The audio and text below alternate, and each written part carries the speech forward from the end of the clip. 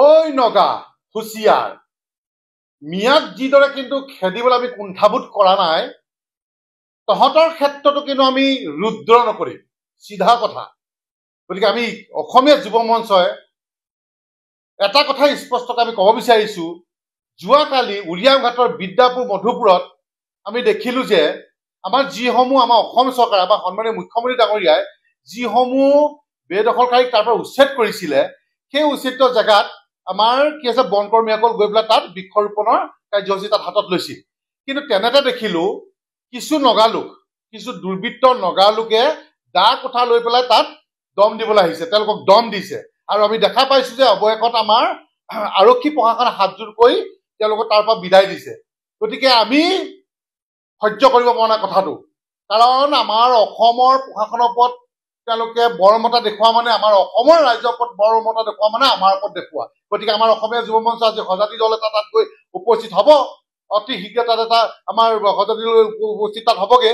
কিন্তু পৰিৱেশ পৰিস্থিতি কিন্তু বেয়ালৈ যাব, পৰিৱেশ পৰিস্থিতি কিন্তু বেয়ালৈ যাব, কাৰণ আমি নগাসকলক আমাৰ নিজৰ ভাই বন্ধু বুলি ভাবো, নিজৰ ভাই বন্ধু বুলি ভাবো, নিজৰ আত্মীয় বুলি ভাবো।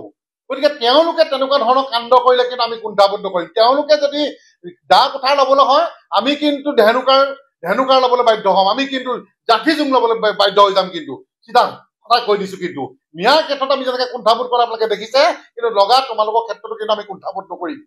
বাৰে বাৰে আমাৰ সীমাৰ ওপৰত তোমালোকে আহি পেলাই অত্যাচাৰ কৰিবা, কিমান লোকক অত্যাচাৰ কৰি থাকিবা? তোমালোকৰ ইমান পাহাৰে গোটেই পাহাৰখন তোমালোকৰ দিয়াই আছে, আকৌ আহি পেলাই তোমালোকে ইয়াত মাটি বিচাৰিবা? কি কেনেকুৱা গ্ৰহণযোগ্য কথা? গতিকে আমি সন্মানীয় মুখ্যমন্ত্ৰী ডাঙৰীয়াক এটাই অনুৰোধ জনাইছো, দিল্লীত আপোনাৰ চৰকাৰ আছে, দিল্লীত আপোনাৰ চৰকাৰ আছে।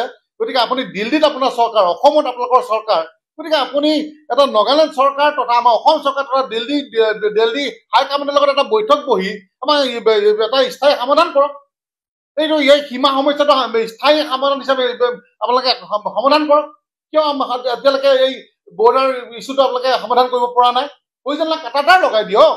বাংলাদেশৰ যিভাগে আপোনালোকে কাটাটাৰ লগোৱাৰ ব্যৱস্থা কৰিছে, আমাৰ নগালেণ্ডৰ লগত আমাৰ কাটাটাৰ লগাই ব্যৱস্থা কৰক, মেঘালয়ৰ লগত ব্যৱস্থা কৰক। সেইদিনা দেখিছো মেঘালয়ত তেনেকুৱা এটা পৰিস্থিতি, যোৱাকালি দেখিলো এইটো নাগালেণ্ডৰ নগাসকলে আহি পেলাই তেনেকুৱা কৰিছে।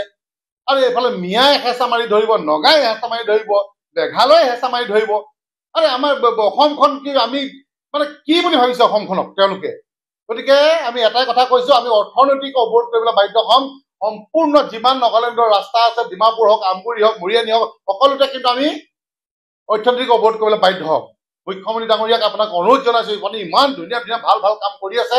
গতিকে আপোনাক এটাই অনুৰোধ জনাইছো যে এই নগা ক্ষেত্ৰতো আপুনি কিবা এটা হস্তক্ষেপ কৰক, আপুনি কিবা এটা হস্তক্ষেপ তেওঁলোকৰ চৰকাৰৰ লগত আপুনি আলোচনাত বহক। প্ৰয়োজন আমাক অসমীয়া যুৱক মাতক, আমি উপস্থিত হ'ম তাত। আমাৰ যেনেকৈ বৰ্ডাৰত গৈ আমাৰ সতীৰ্থসকল তাত, আমাৰ সংগঠনৰ সতীৰ্থসকল গৈ তাত উপস্থিত হৈছে, আমি আপোনাৰ লগত খাৰা আছো আৰু খাৰা হ'ম। মিয়াৰ ক্ষেত্ৰত যেনে মিয়াৰ ক্ষেত্ৰত আজি বেদখলকাৰী উচ্ছেদৰ ক্ষেত্ৰত, অবৈধ মিয়াৰ ক্ষেত্ৰত যেনেকে আপুনি পদক্ষেপ লৈছে, আপোনাৰ লগত আমি থিয় হৈ আছো। নগাৰ খেদা ক্ষেত্ৰতো আপোনাৰ লগত আমি থিয় হৈ থাকিম। আপোনাক আমি কথা দিছো, আপুনি অতি শীঘ্ৰে এটা বিবেচনা কৰক, বিহিত ব্যৱস্থা নগাৰ ওপৰত লওক। চিধা কথা আমি আপোনাক এই সংবাদ মাধ্যমৰ যোগেদি আপোনাক অনুৰোধ জনাইছো, আপোনাক আহ্বান জনাইছো, আপুনি কেন্দ্ৰীয় চৰকাৰৰ লগত কথা পাতি, নগালেণ্ড চৰকাৰৰ লগত কথা পাতি এখন বৈঠক বহি সীমা সমস্যাটো স্থায়ী সমাধান হিচাপে আপুনি কৰিবলৈ চেষ্টা কৰক।